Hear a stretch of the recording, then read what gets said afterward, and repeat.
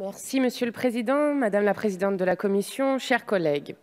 Je commence par dire que je me réjouis de la proposition de cette commission d'enquête.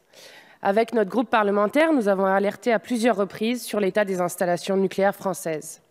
J'espère que cette commission d'enquête permettra d'avoir des éléments concrets et objectifs et de montrer la folie vers laquelle nous entraîne l'actuelle direction nucléaire d'EDF, qui continue à affirmer comme un dogme d'État que des réacteurs ne pourront pas être fermés avant 2029 et que des centrales peuvent être sans problème prolongées jusqu'à 50, voire 60 ans.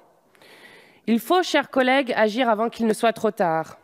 Le 12 octobre 2017, l'autorité de sûreté nucléaire considérait que la situation du parc nucléaire était préoccupante. Sur 58 réacteurs nucléaires, elle relevait que 29 présentaient des réseaux de tuyauterie rongés par la rouille à cause du manque d'entretien. Les failles dans les cuves de l'EPR ont mis à jour 471 anomalies sur des pièces forgées dans l'usine Areva du Creusot, qui touchent la majorité des centrales, ainsi que des documents falsifiés. Comment ce scandale a-t-il pu durer pendant 30 ans sans que rien ne soit entrepris?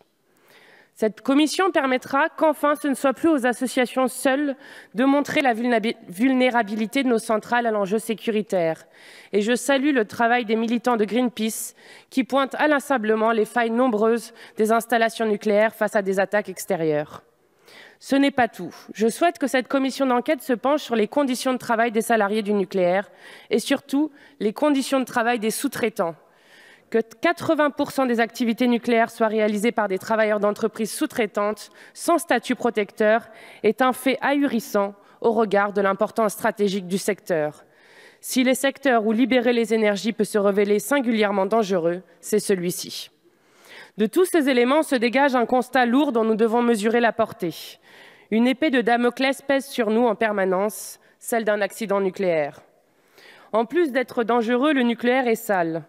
Et la question des déchets largement occultés dans le débat nucléaire ne doit pas l'être de cette commission.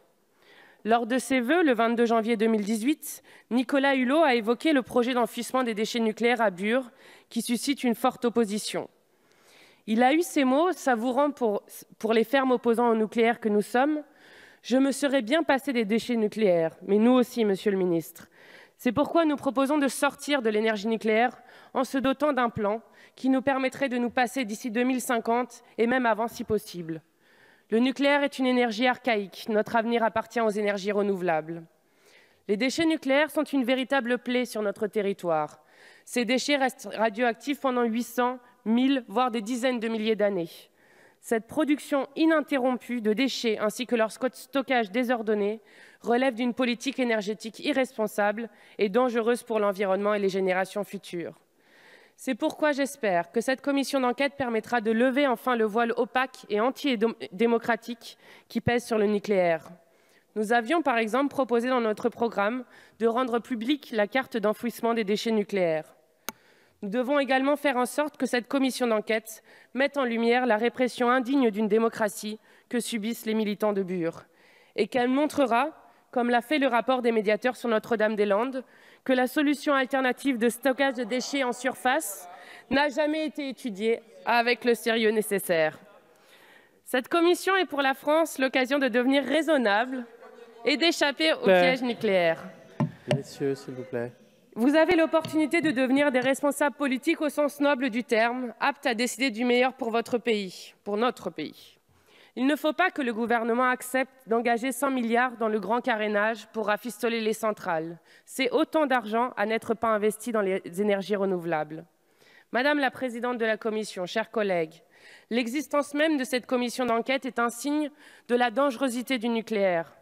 Nous allons, de notre côté, continuer le travail de conviction pour que la décision politique de sortir du nucléaire soit enfin prise. Nous lançons ainsi une vaste campagne d'information sur la nécessité de l'abandon de cette énergie et l'ambition nécessaire d'aller vers le 100% renouvelable. Cette campagne se conclura par une large votation citoyenne en lien avec les acteurs antinucléaires du 11 au 18 mars. Je vous invite, chers collègues, à exprimer votre avis. Vous êtes habitués à voter, vous pourrez le faire à cette occasion en toute liberté. Comme nous en ferons usage avec précision et sens de l'investigation de notre liberté de parlementaire pour enquêter sur la sûreté et la sécurité des installations nucléaires. La France insoumise votera donc cette proposition de résolution en espérant qu'elle contribue à défaire le silence qui entoure le nucléaire et qui prive notre société du débat légitime sur sa sécurité. Je vous remercie.